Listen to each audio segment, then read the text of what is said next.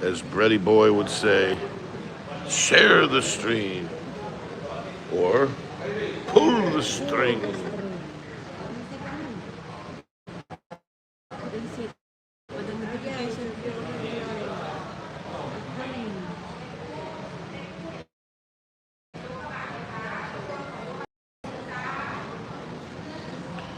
All right. Is it live? We had a lot of problems. Live stream, it kept kicking on and off, and gimbal was acting up. We are here, everybody, in Pattaya Beach, in the wonderful country of Thailand. We're here at Three Mermaids, and we showed the outside of this thing,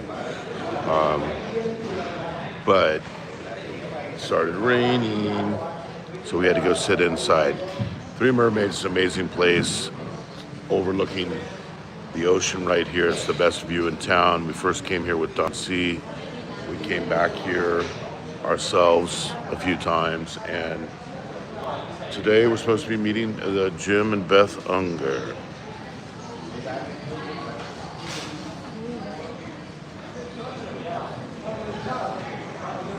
So we'll see if this does any better than the last live stream. That thing was glitchy from the word go. Had glitch after glitch after glitch. I'm not sure what's going on. But we'll try one more time. Jim and Beth are leaving Thailand tomorrow morning, heading back to the United States. We want to say a hello to Haniko and hello to April, wherever you might be. Wherever I am, they're only the speed of light away via the internet, or, as I prefer, in my SDR. I have an SDR, ladies and gentlemen, a short distance relationship. It's this close and this close. The king of the SDRs. I remember a few years ago on the LDR front, a well-known vlogger met a man, and that man, before he ever came to the Philippines, is the LDR. You have a lot, you have to understand the other side, you gotta time, and I would listen to this stuff and say, do you guys hear yourself, how unbelievably stupid you sound? But hey, what do I know? I'm one of those foolish dudes that still go for the SDR. They're only one hand away. Da, da, da, da, da. The Illusion Apostle, thank you so much. In Pattaya. We are in Pattaya. Wanted to show you the great outside of this place. I'll show it to you from here. Maybe you can look it up online. Three Mermaids. Right down there is the ocean. But right when we got here, literally, right when we arrived, the told you it's work. You have 12 people.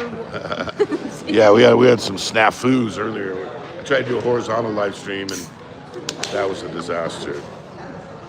Anyway, as soon as we arrived here at Three Mermaids, and this is one of the great attractions here. They usually have a live band out there. People are sitting all out here, all on the outside, overlooking the cliff here on the ocean. And then suddenly it started to rain. So that perfect little send-off we were hoping for the Ungers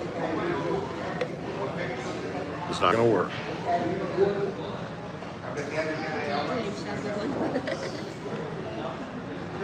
Oh, yes, I was. Hey, Jay Mike is in the house. Jay, we have an interview coming up here with the Ungers. Jim and Beth, they've been married for 24 years. They've lived in Southeast Asia for 6, and they have to go home now. I don't want to give all the details, but circumstances struck, and they're going to have to go back to the USA for at least a year or two. And this, I hope Jim's willing to talk a little bit about it, because there's things that pop up in the life of an expat, medical things, financial things, relationship things that pop up that might have to change your plans suddenly when everything seems to be going perfect. Boom, something could happen and you never know. And I think people should be ready for that just in case. Be prepared. Who else do we got here? Be prepared. So J Mike, say hi to Honey Co. I am in an SDR promoting SDRs where you can actually touch the person. I'm kind of on an anti-LDR crusade.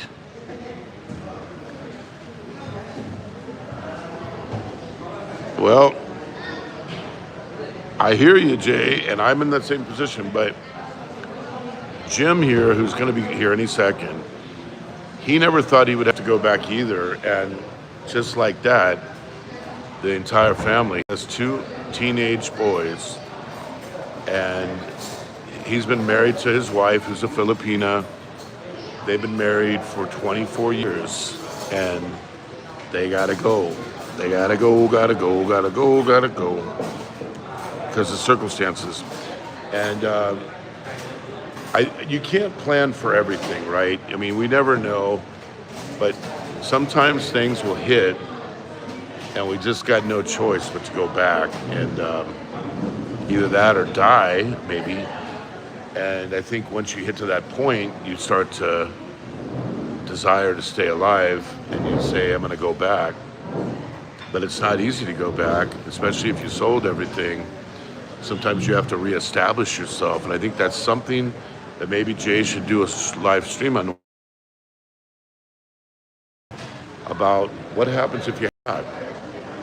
What do you do with your property? What do you do with your assets? Do you sell everything and gamble that it's going to be Philippines or bust? Or do you plan for that rainy day? And it's literally a rainy day. Look at this.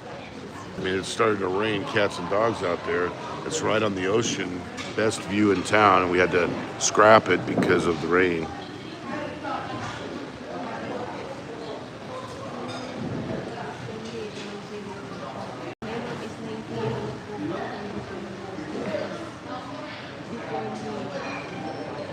Uh, 21 years older than you, yeah. Well, you never know. That person could become in a situation where they might need you. I mean, there's so many contingency plans that are different things that could happen, and we just don't know what tomorrow brings. So there's a 2 ways of thought on this. There's the way of thought: take no thought for tomorrow. Your Father in heaven feeds the sparrows, and he knows what you need. And then there's the other counterbalance to this, where a wise man prepares for some eventualities that could happen in their family. And I think that it's got to be somewhere in the middle of that, because we don't want to be reckless. We don't want to become a burden to other people. But we don't want to overplan so much that we end up being caught like a prisoner for the rest of our life, because we're afraid to do anything. So it's a fine line. There they are. There they are. The Youngers are here. So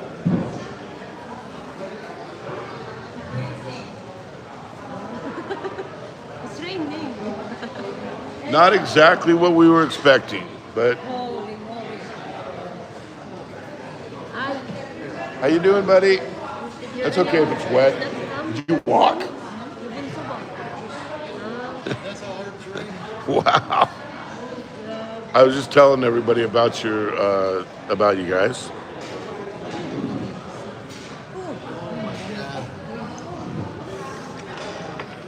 I'm gonna show you real quick. This is Jim, and that's Beth from the channel No More Snow. And do you mind if I ask you a couple questions, Jim, just for the audience here? Nothing deeply personal, but this is a thing that comes up all the time. You've been out for 6 years, right, on the roads, and you're going back to the U.S. tomorrow, right? You didn't expect that a year ago, right? You didn't expect for the past 6 years that you would go back. Sometimes things come up. I said I'm not going to say what those things are, but what do you think people should do if they're a new expat, selling all they have and diving in, or should they leave something there for in case they have to go back? What's your thoughts on that? In my case,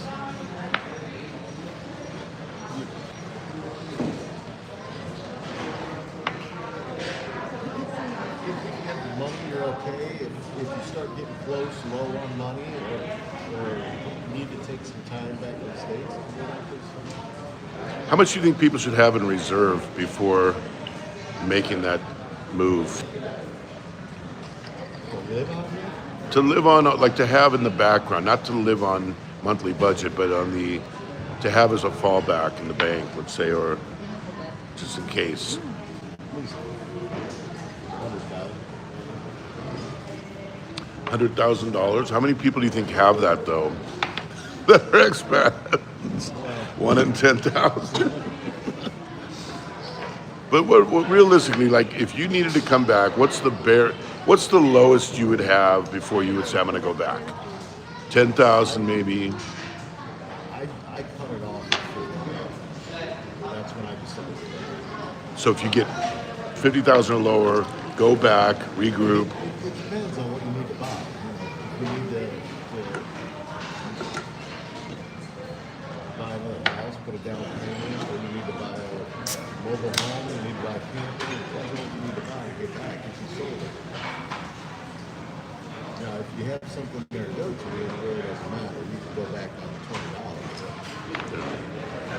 Because it's not just a place to go. You got to deal with the cars, the renewing driver's license. I mean, you know, in America, just A lot of money to get back in as the. soon as you land, you're going to spend $500, $1,000 at the grocery store just getting set back up. Now you spent 6 years abroad, right? Was that all good, or do you regret certain Yeah, things? other than when I got sick. Got sick. I haven't given any reasons why you're going back, but obviously, if Jim had a stroke about a year ago. He seems to be doing well, pretty good, but he wants to go back and get more tests and so forth. But other than that sad event, has that whole 6 years been a positive experience for you? If I didn't have to go back, I would. And if you get a windfall, coming right back. Well, I don't even need to get a windfall. I just when I retired and left, I wasn't Social Security, so I have to pay my Social Security, which I got 2 more years. When that kicks in, and You got 2 more years. So you're 60 right now? Or are you waiting to? You're 59. So, in that time, you've been to the Philippines, Thailand, Malaysia, Vietnam. Was there any other place you lived during that time? Cambodia? And you said to me the other day that this place right here, Pattaya, was your favorite of all the places. And dollar for dollar, what you get for your money. Now, they're squeezing the time. It's becoming more difficult. visa runs. Well, you really can't do that. So, really here, unless you're 50 of age, you're getting a retirement visa, that's about the only visa you're gonna get. You couldn't do that because your wife is too young and your sons are too young. And they're all American citizens, so they can't. I could get retirement visa for me. For you, yeah.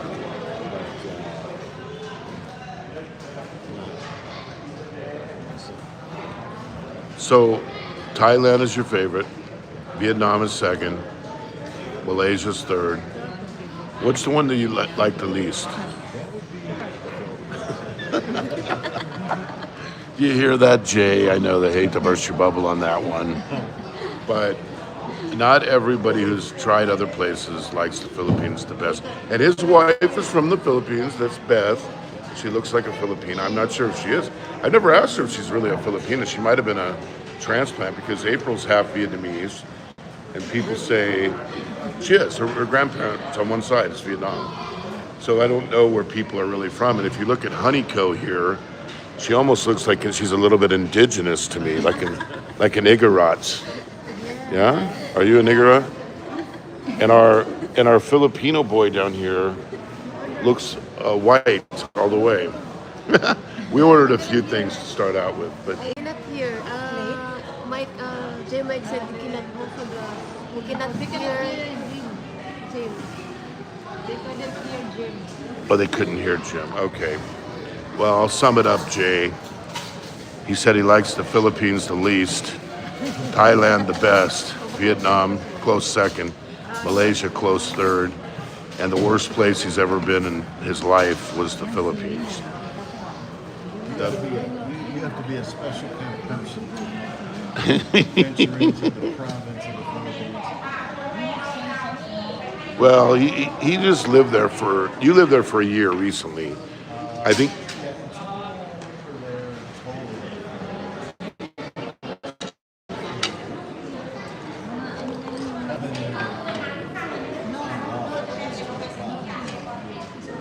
you should hear him when the camera's off.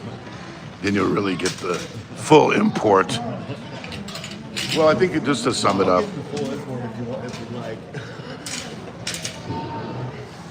I'm a freedom of speech guy around here, man. You guys say whatever you want. No, these are great people. They're heading back to Ohio tomorrow. This is our last chance to see them for the next year or two. We caught up with them in Malaysia a couple times, and maybe this is the third time in Thailand we met them.